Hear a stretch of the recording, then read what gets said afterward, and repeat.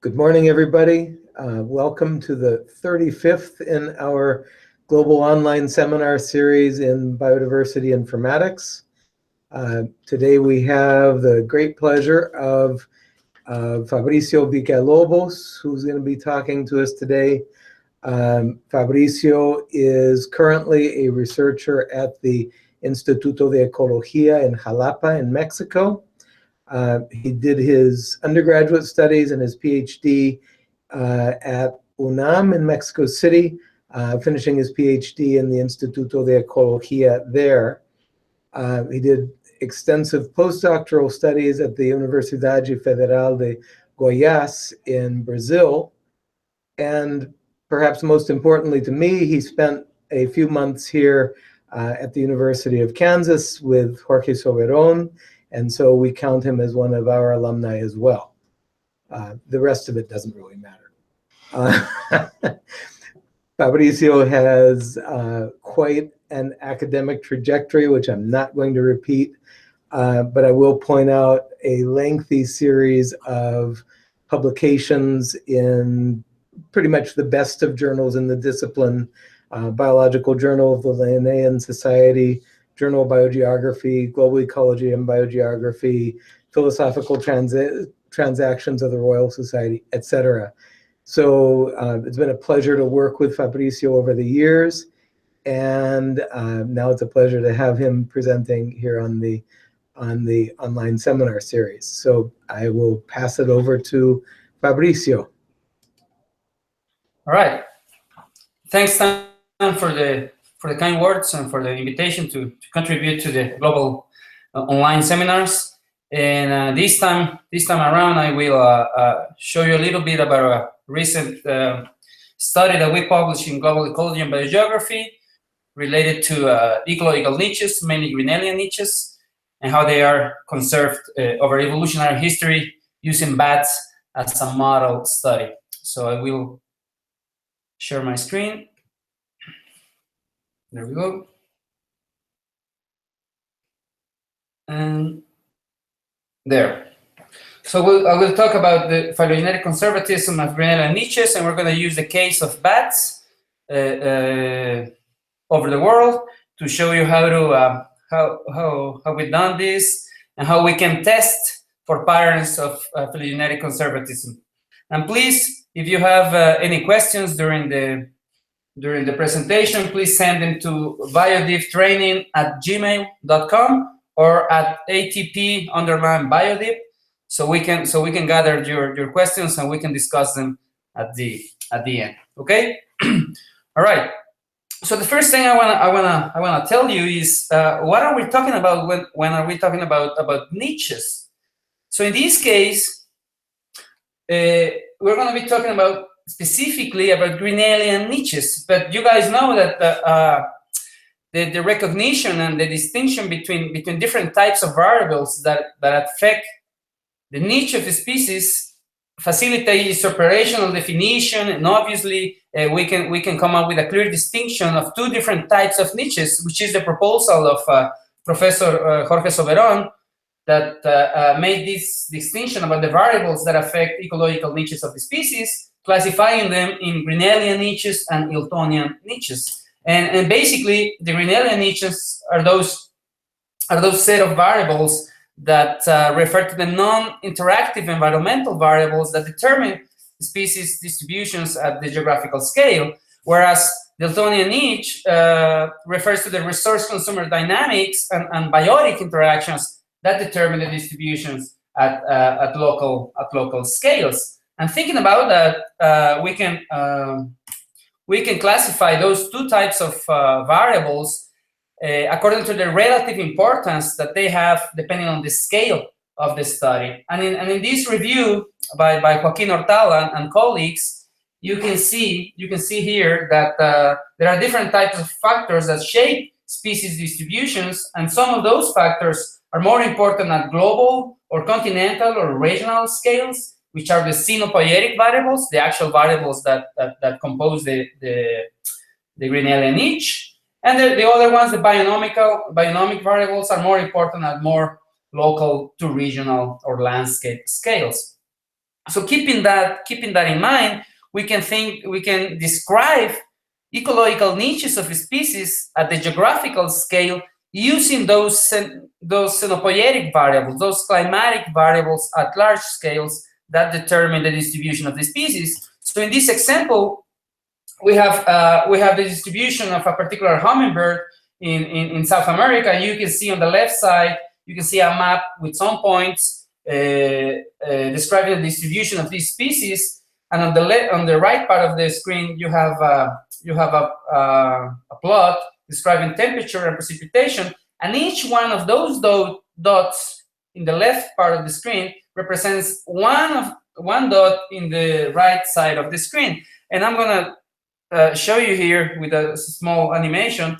You're gonna see that each one of these dots, black dots in the map, have a climatic representation on the right part of the screen. So you have each part or each occurrence of the species basically has a particular combination of environmental variables, and that's what Rob Caldwell and Thiago Rangel call the Hutchinson duality, where you have the ecological space and you have the geographical space. And using that duality, we can think about how can we describe ecological niches of species, basically the Grinnellian niche. And given the coarse resolution of these variables and the accessibility that we have now to use these variables, these climatic variables, these type of niches have been more tractable than the Eltonian ones, and because of that, they have been more widely studied compared to the Eltonian niches. And so, thinking about those Grinnellian niches, there has been a very hot topic in the last 20 years in the literature about phylogenetic niche conservatism, and how do the species retain those niches over time. So basically, the definition of phylogenetic niche conservatism can be the following, the one that you're seeing right now: the tendency of species or lineages to retain their ancestral ecological characteristics over time. And now we are thinking about Grinnellian niches, basically. Okay, so this idea that niches are retained over time is not a new idea, but it has been very important in the ecological and evolutionary biology fields, because this pattern has been used to explain different biodiversity phenomena, mainly species richness patterns, for example, including the common or the ubiquitous latitudinal diversity gradient, and also community diversity patterns, etc., etc. So it's related to many different fields that we're interested in, and it has produced the research about phylogenetic niche conservatism has produced a lot of interesting studies discussing different aspects of biodiversity patterns. And you guys probably remember some of these main papers, and we have just a small collection here.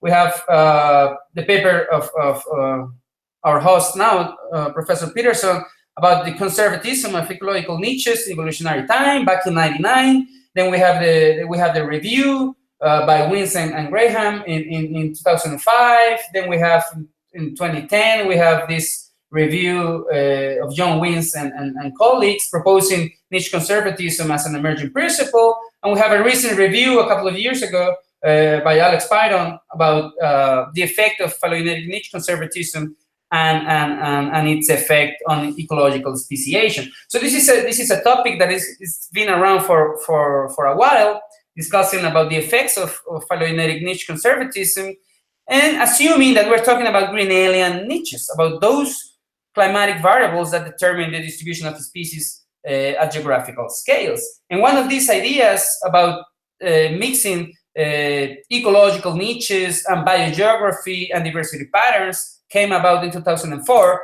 with this paper by John Wins and Mike Donahue, talking about tropical niche conservatism. Okay, so this is a hypothesis that tries to explain the latitudinal diversity gradient related to the origin of different lineages in tropical regions, and those tropical regions have been around longer than temperate regions, so they have had time to accumulate species, so that it determines the latitudinal diversity gradient.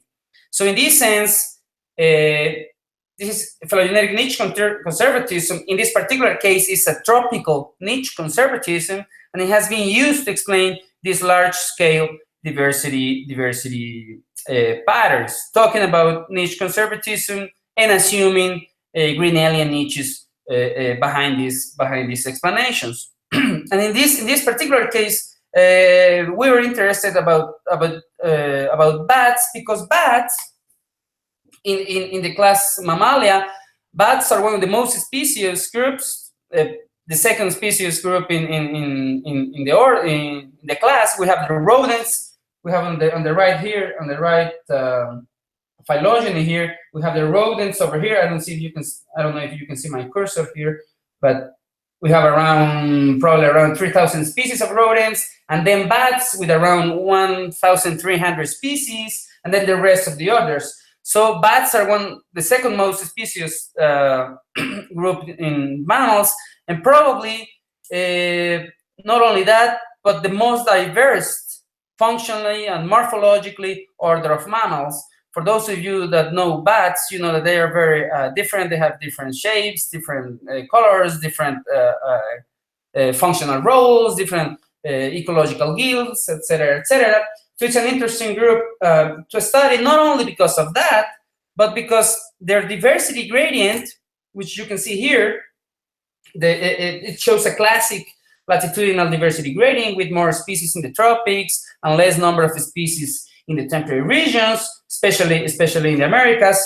But this gradient is basically the reflection of the gradient of the whole class of the mammal diversity gradient, which you can see here. Basically, it's the same pattern. We have a bit more species in the temperate regions, but the pattern behind this is the pattern of bats. So many people have thought about bats as the actual drivers of the mammalian diversity gradient. For example, in this other example of a paper by Lauren Buckley and colleagues, we have the species richness of all species of mammals on the top. We have the species richness of bats in the middle. We have all other species except bats on the bottom part. And you can see that the diversity gradient of bats is basically concentrated on the tropics, and that makes a really strong latitudinal diversity gradient for the whole class. So the idea is that studying bats maybe can help us understand the complete pattern for the whole mammalian class, because they are the main drivers, they are the main cause of this diversity gradient for the whole class. And maybe studying them, we can come up with some explanations of why this pattern appears. Okay, and this has been repeatedly studied and discussed in the literature. For example, some seminal papers by Richard Stevens talking about historical processes and talking about tropical niche conservatism.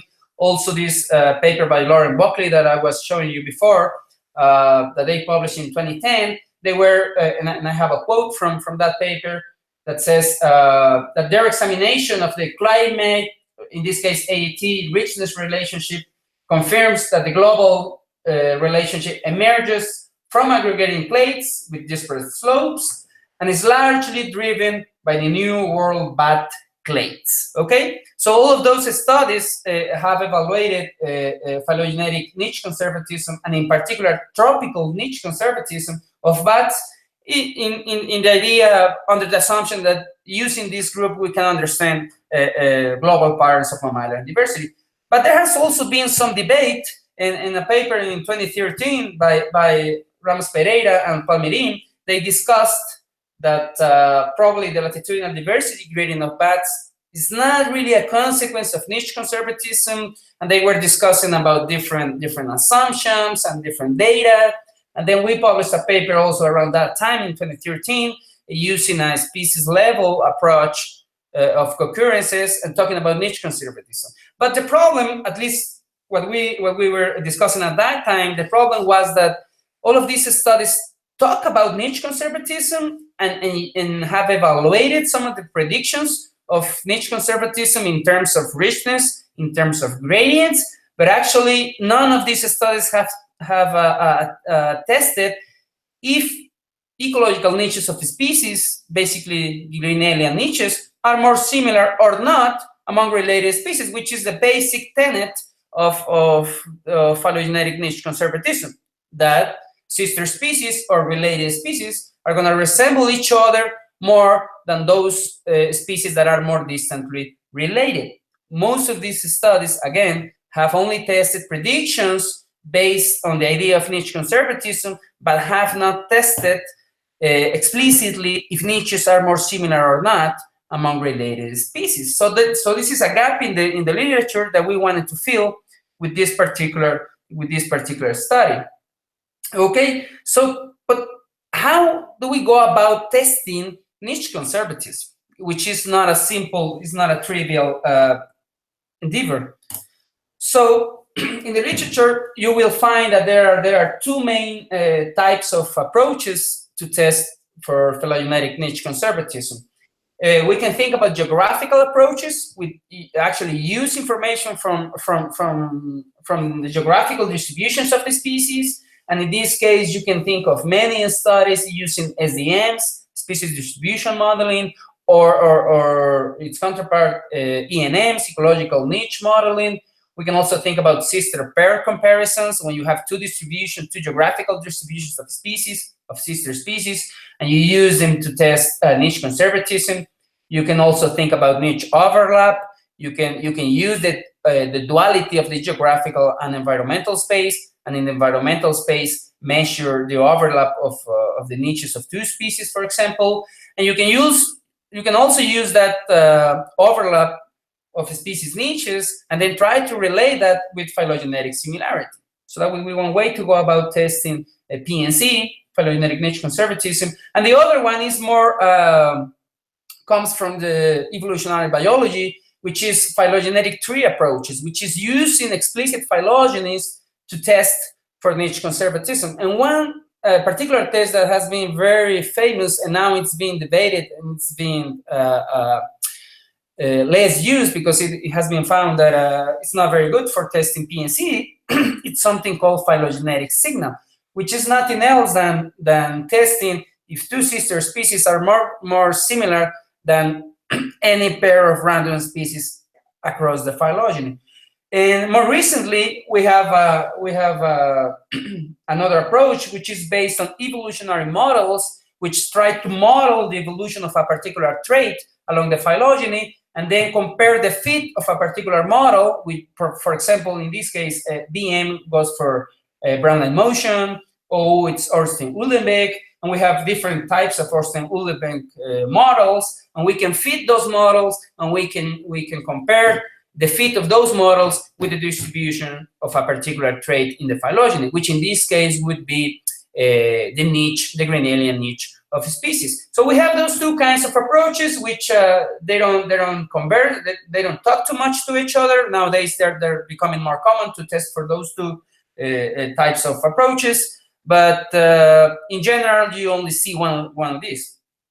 And if we go in more detail with the geographical approaches, as I was telling you, we can think about Hutchinson's duality in having the distribution of the species on the geographical space and representing that on the environmental space, here represented in this figure, and then we can use that to describe the niche of the species in this multi-dimensional space that I have here in the middle, and then use that to test for niche overlap, which I have here on the right. And then based on that, we can think about niche overlap and then relate that with phylogenetic distance or phylogenetic similarity.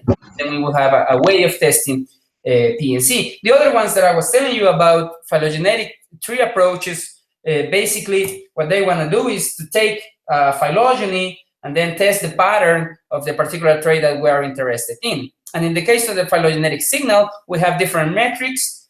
Two of the most famous ones are Pagel's lambda and Blomberg's K, which actually measure the structure of a particular trait in the phylogeny using Brownian motion evolution as a reference. So this has been very hotly debated, because since it has a particular reference to the Brownian motion model, then assuming or not, phylogenetic niche conservatism depends on that particular reference, and it turns out that you can get different values of K or lambda with different processes, okay? And this has been known for at least 9 years, ever since the discussion of John Wins and Jonathan Lossos in these famous papers about phylogenetic niche conservatism and phylogenetic signal, and also by some simulations, mainly by Liam Revell and Tamara Monkey-Muller, that have shown that phylogenetic signal is not very good for testing phylogenetic niche conservatism, because different processes or different rates, as Liam Revell says, can produce similar values of phylogenetic signals. So it could be misleading to use this particular type of test for testing phylogenetic niche conservatism. Anyway, people have been used it, and in this case we use it just for comparison, but we're more interested in looking at different approaches. What can they tell us about niche conservatism? And one important thing when you use phylogenies or whole tree or phylogenetic tree approaches is also the scale of the study in terms of phylogeny. So for instance, if we have a complete tree with all of the descendants, with all of the species, we can think about a particular pattern happening across all of those species, that is across the whole plate, okay? So a trait may exhibit particular pattern of niche conservatism, which might nonetheless not be present if we use a particular subset of that clade. So what I'm trying to say here is that depending on the phylogenetic scale, depending on how inclusive we are with our clade, if we are studying the whole clade or only part of it, we can either find niche conservatism or not find niche conservatism. So in this case, the conclusions about niche conservatism have to be applicable only to the clade under study and the environmental conditions that we're actually studying. And this was discussed also in a review by our host Tom Peterson in this paper in 2011 about ecological niche conservatism, that he did a literature review, and he found that depending on the scale, on the temporal scale, in this case it's the phylogenetic scale, we may have different evidence. So for example, if we are studying large clades using studies across deep lineages, maybe we find some studies saying that there is niche conservatism, some other studies saying no, and some with mixed results. But if we go down that scale to the left of that graph, we'll see that some studies that are more short in time, mainly those related to invasion biology or using some comparisons of ranges of species, there is evidence that there's phylogenetic niche conservatism. So the idea here is that we should consider explicitly the temporal or phylogenetic scale, because the degree of phylogenetic niche conservatism can vary according to the extent of inclusiveness of our particular study. Okay, so the other approach when we use phylogenies is the fit of evolutionary models. In this case, as I was telling you before, what we want to do is to fit different evolutionary models and then compare that fit with the actual distribution of our trait across the phylogeny. And two of the most common models, which I'm representing here, is the random drift model, which is the Brownian motion model, which is basically the idea of divergence accumulating through time. So the more time passes, the more different the species are going to be. And then the other model to the right of the screen is the OU model, or the Ornstein-Uhlenbeck model, which you will find as stabilizing, as a reference for stabilizing evolution, whereby traits are pulled towards an optimal value. Okay, so those they are evolving, that particular trait value is evolving slower than in a Brownian motion model. Okay, and then we can see that in the figure. So the difference are not accumulating through time as fast as they accumulate in the Brownian motion model. So the idea is to fit those models and compare them to the data. And in the case of phylogenetic niche conservatism, this particular model, the OU model, or the stabilizing selection model, can be interpreted as a stronger evidence for niche conservatism compared to the Brownian motion model. Okay? Another way that we have to test for phylogenetic niche conservatism using a statistical approach, not based on modeling, but based on the actual representation of our trait, is this idea of using a curve to represent the phylogenetic signal. And here simply, let me show you this idea that it's basically related to how much variation is represented by the phylogeny, and then we can plot that in a graph that tell us on the x-axis we have the phylogenetic representation, which is how much of the phylogeny in terms of vectors. We have a distance matrix, and we can decompose that in vectors. That's a simple step. And then we only use those the eigenvalues of those vectors, and then compare that with the representation of the variation of the trait in the y-axis, which is the r square of a phylogenetic regression. And in the 45-degree line, if our trait is under that straight line, we can think about Brownian motion. Okay, so the divergence is accumulating through time, and then we have a curve that is above that line. We can have a faster evolution than expected under Brownian motion, and if we have a curve that is below that line, we have slower evolution. Okay, it's lower than Brownian motion. So that corresponds to Ornstein-Uhlenbeck processes. Okay, so we can use that as a graphical way to show if our trait is evolving according to Brownian motion, or is faster or slower. Okay, so we have another way of testing if a particular trait is evolving in a particular way that corresponds to niche conservatism, which in this case would be a curve under the 45-degree line, okay, which represents an Ornstein-Uhlenbeck process. So with these ideas in mind, we got together with Franciele Peixoto and Marcos Chancharuso, Brazilian colleagues. Marcos and I had the pleasure to guide or to advise Franciele in her PhD.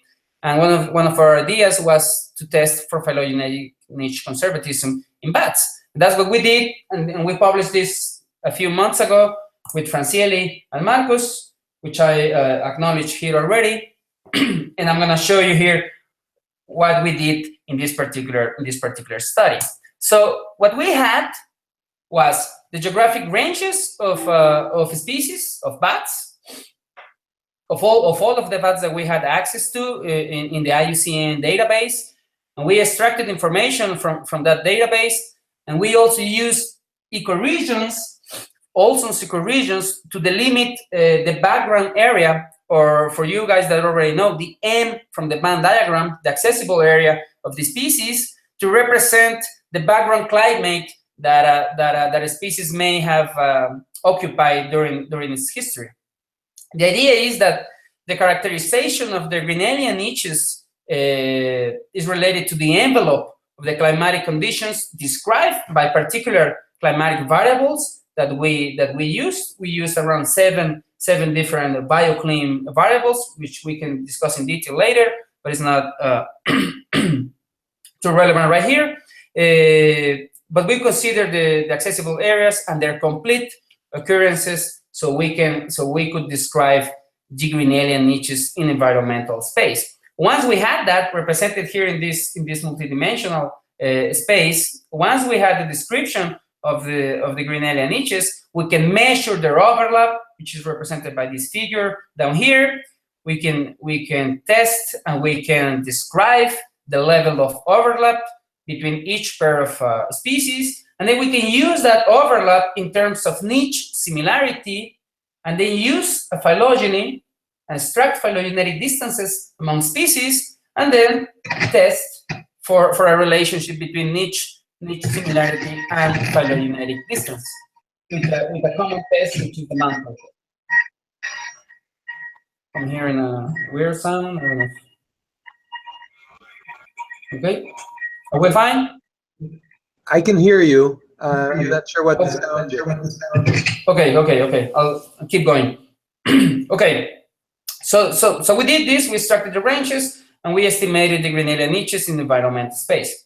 But one thing that we also did, was to describe the environmental niches of the species, the Grinnellian niches of species, using a particular metric and a particular analysis that was developed by Dade and colleagues in 2000, which is related to how species occupy that environmental space. And we came up, they came up with two metrics of the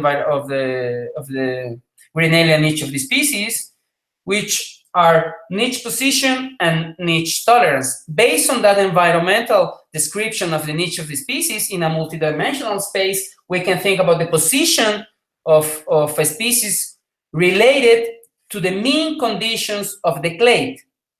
So a particular species occupies a space in the environmental space, in the ecological space, that is a particular distance from the center of all of the species, okay? So the idea of niche position is that it measures how much the mean conditions of a particular species deviates from the central, or from the mean conditions of the whole clade, okay? So we can think about niche position in that case, and we can also think about niche breadth or niche tolerance, which actually measures the dispersion of a species over that multivariate space. So how much variation of the climatic conditions is being used by the species? So we have two metrics of describing the Grinnellian niche of the species: niche position and niche breadth or niche tolerance.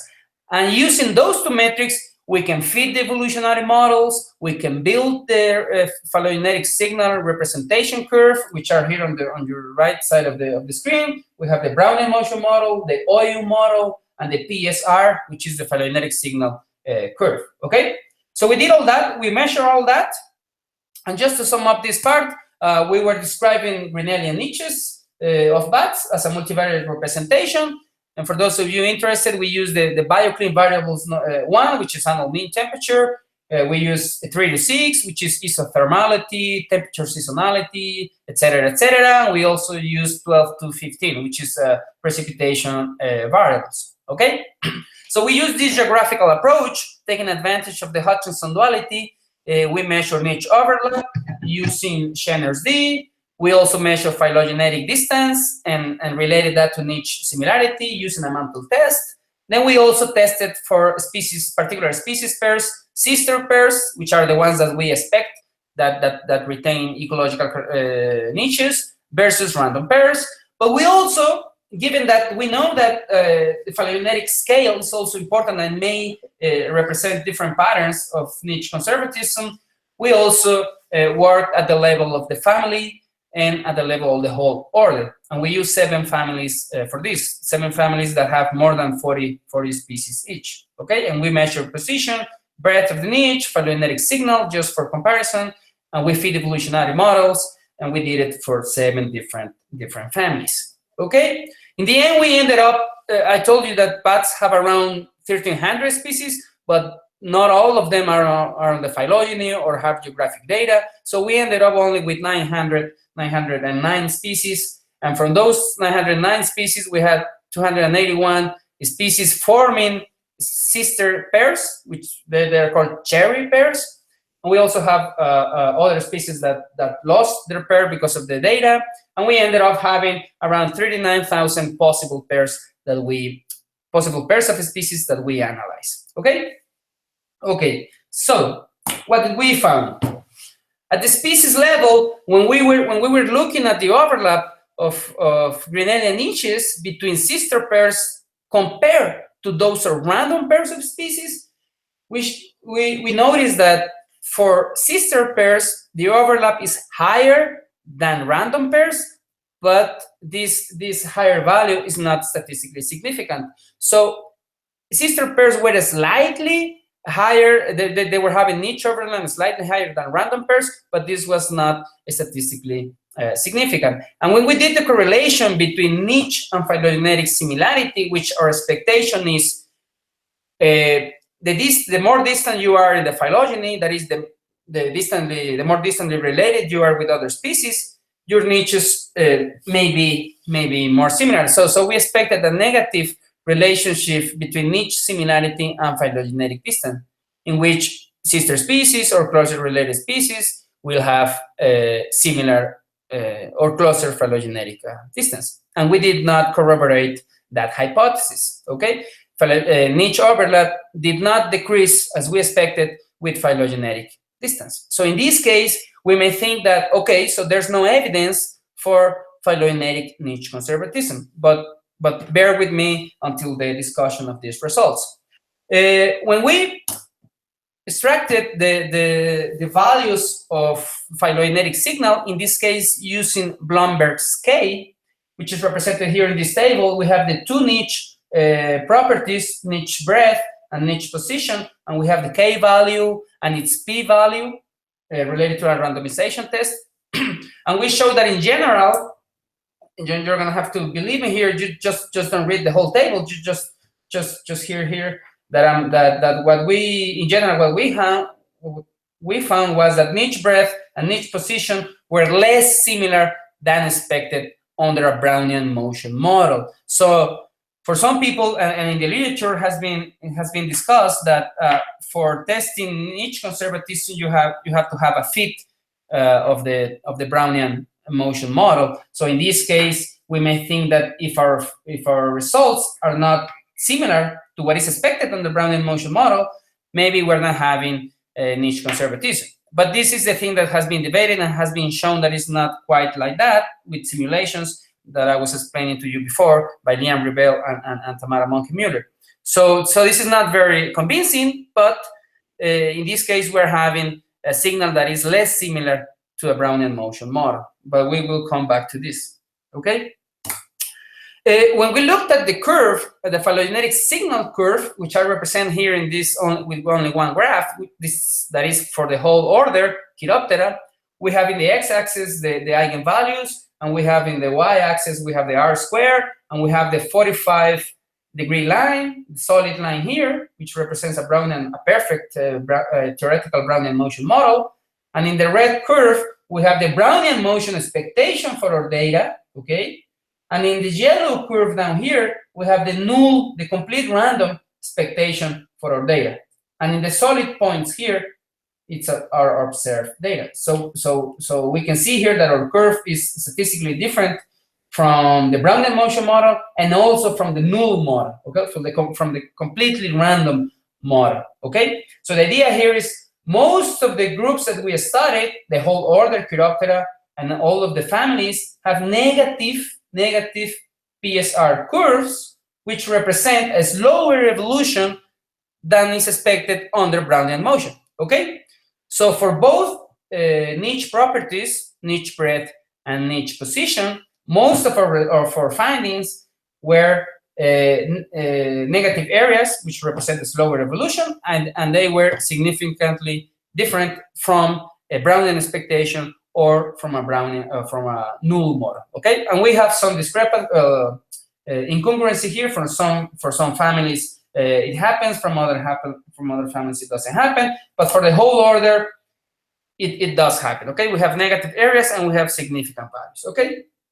Okay, and once we feed it the evolutionary models, you don't have to read the whole table. Just over here, our best model was the OU model, okay? Was the Ornstein-Uhlenbeck model, which is actually a representation of PNC, of phylogenetic niche conservatism, okay?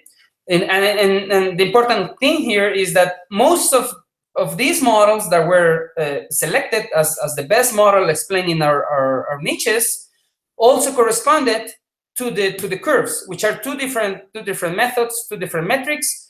And using the fit of the models and using phylogenetic signal curves, we found consistent results that slower evolution is what best represents the pattern of niche evolution for this for bats and for its families. Okay, so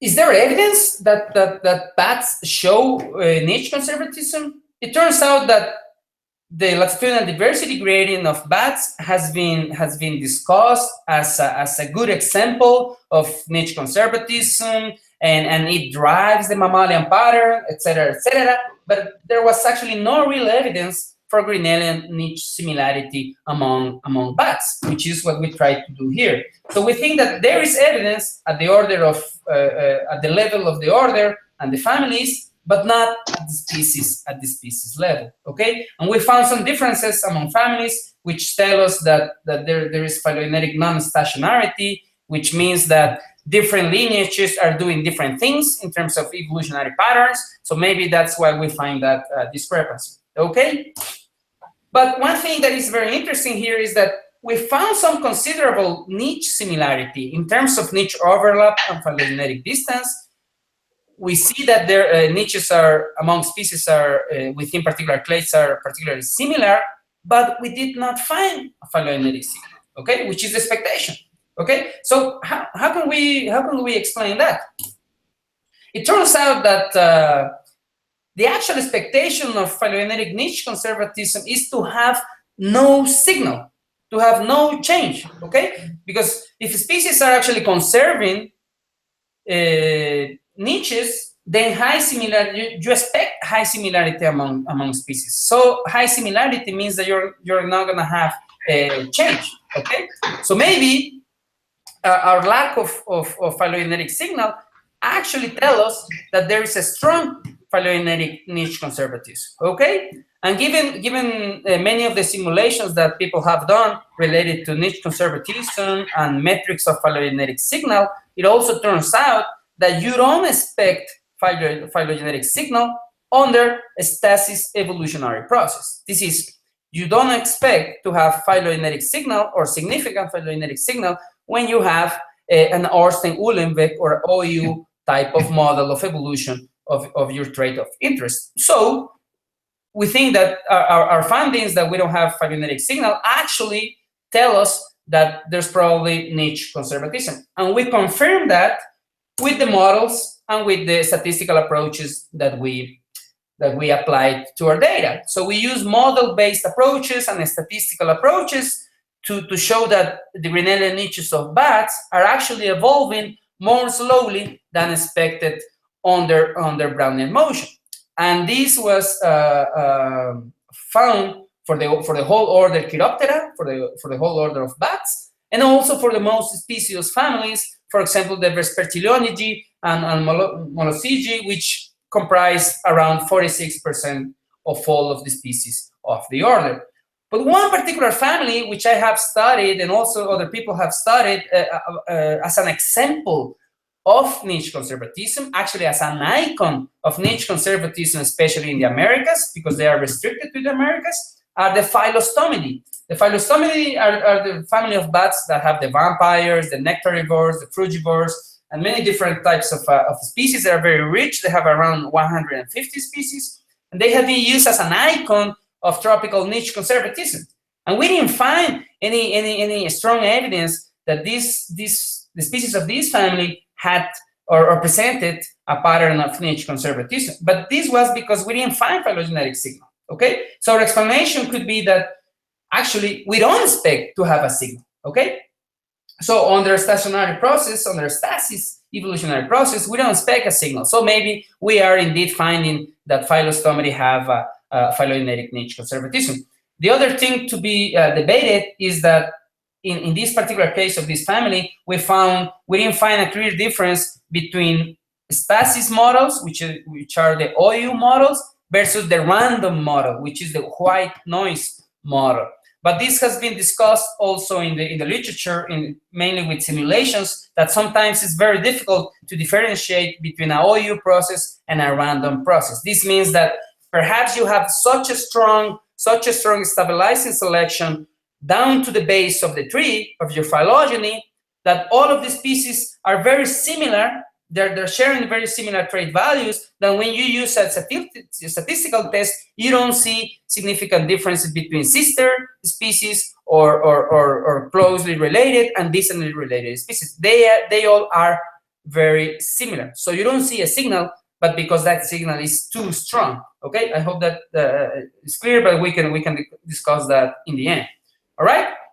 So, and one other particular thing that we can highlight here is that we have found differences in terms of the metric or the particular property of the niche that we were evaluating. For example, in terms of niche position, we found more evidence of niche conservatism in that trait than compared to niche breadth. And just to remind you, when we were talking about niche position, we were talking about mean climatic position of the species related to the mean conditions of the whole clade in environmental space, okay? And niche breadth was telling us about variation of those conditions. So it turns out that the species, our evidence is that the species are conserving through evolutionary time their position relative to the mean conditions of the clade. They are perhaps not conserving breadth, niche breadth, but they are conserving their position relative to the whole clade. So think about a tropical species; they are conserving their tropicality, if you wanna think about that,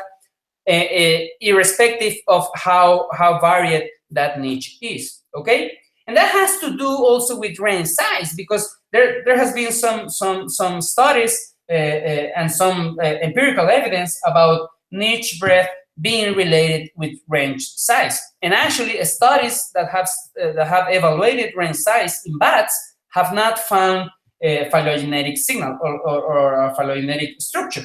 So that confirms or at least supports our idea that maybe niche breadth is more labile than niche position, and what determines niche conservatism, at least in these bats, is their position in the environmental space. Okay, and finally, just because we didn't highlight that particular aspect enough in our paper, is that what we were measuring is the realized Grinnellian niche. Okay, so you guys have that in mind, but we didn't stress that enough. And this has been discussed very recently, especially in the group of Professor Peterson. They published this paper just a few months ago, probably a month or 2 months ago, where they say that the way we reconstruct niches, Grinnellian niches, may bias our interpretations of their evolutionary pattern. So in particular, they were saying that the results, this is a quote from this paper, from the abstract of this paper, the result established that incompletely characterized niches inflate estimates of evolutionary change and lead to error in ancestral trait reconstructions. And this has to do with our tests, because we may be representing niches in a very incomplete way, all right?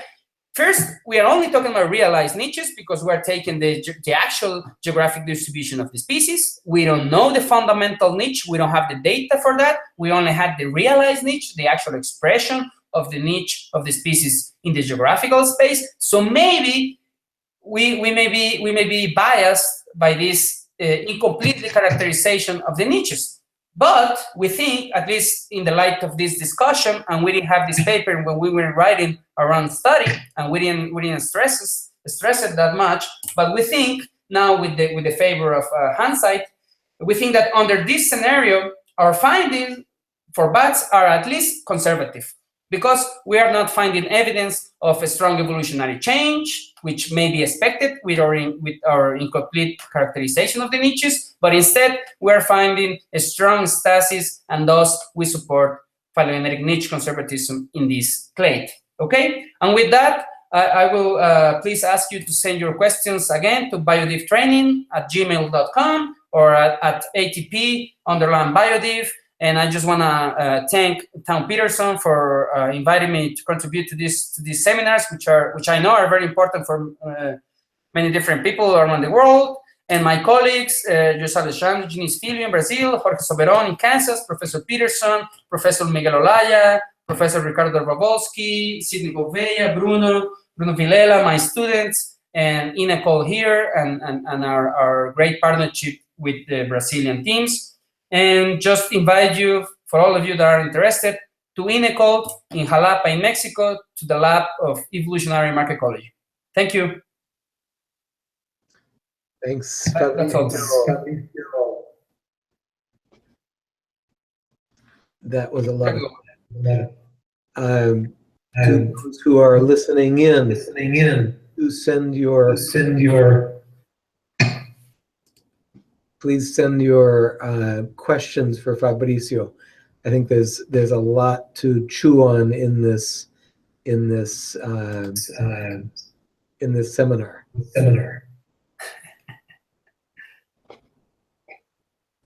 Fabricio, I was happy to see that people actually read the current literature, and it was interesting to see that you took into account what we published a month ago.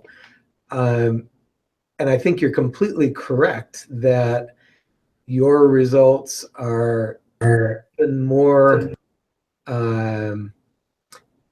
impressive in the sense of conservatism of niche characteristics, given that the methods that basically everybody uses are biased rather seriously towards finding differences even when they don't exist. So I don't know, just if you could reflect a bit on that difference between realized and existing niches versus fundamental niches.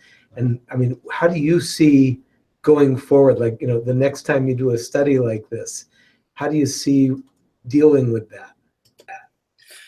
Well, that's a very interesting and a very non-trivial question to answer. But what I think is that it has two components. First, for bats, maybe we are not characterizing fundamental niches. Not maybe, we're actually not characterizing that. But given that they share their environmental preferences and very strongly, and they have a very, very strong latitudinal diversity gradient, maybe that incomplete characterization is not enough to erase that particular signal. That would be one part. So their pattern is so strong, and they share so much of their environmental preferences, and they're concentrating in the tropics, that those climates are more or less represented, even though they are incomplete. Okay, so using realized niches maybe are not that far from their fundamental niches, just using the data that we have. So that would be one thing that I can think of why we find these results. The other part is or how can we go about testing or moving a step beyond what we have done, is go and actually try to measure some physiological parameters or some metabolic basic data to describe the fundamental niches of species, which is actually a very, very top of the, how can I say this, a research frontier right now. People are starting to measure different parameters, different physiological parameters for different groups of species, not only for particular species of commercial interest or invasive species, but they're actually measuring for whole clades. So very soon we are going to have data for complete groups of species about their physiology, about their thermal tolerance, for example, or their critical thermal maximums, things like that. That they are more reflective for their fundamental niches, and maybe we can start to mix those measures, the realized from the geography and the fundamental from the lab, from the physiology, and then start to make some comparisons and see what it turns out. That's actually, just as a commercial, some of the things that we're working on with our Brazilian and Mexican groups. That's exciting. As we go from these correlational models to actual measurement, I think you're right. There's a considerable opportunity for really deep insights, because you leave all of the estimation error behind, at least in the sense of looking for correlations between geography and environment. Yeah, completely. But we are not yet on the stage of having enough data to start evaluating that. But we're getting there. Well, I'm not seeing questions come in, and that is one of the limitations of this format. I'm sure they'll be coming in a couple of minutes, and I'll pass them on. And to the extent that you're able, if you can respond to them, great. But thanks, Fabricio. It's been a great seminar and a great kind of overview of a very complex field. So thanks very much. Thank you, Tom, for the invitation, and thanks everybody that watched. And it's gonna watch this on your YouTube channel, and I'm open to questions and to any discussion that you guys may have. Thanks, Tom. Thanks again, and everybody. This is our last online seminar for the year. So going into next year, we'll be announcing some new events. We're looking at doing potentially 2 full courses on niche modeling, one in Spanish and one in English. So we'll be announcing that into January. So for now, thank you for joining us, and I wish you all the best end of the year.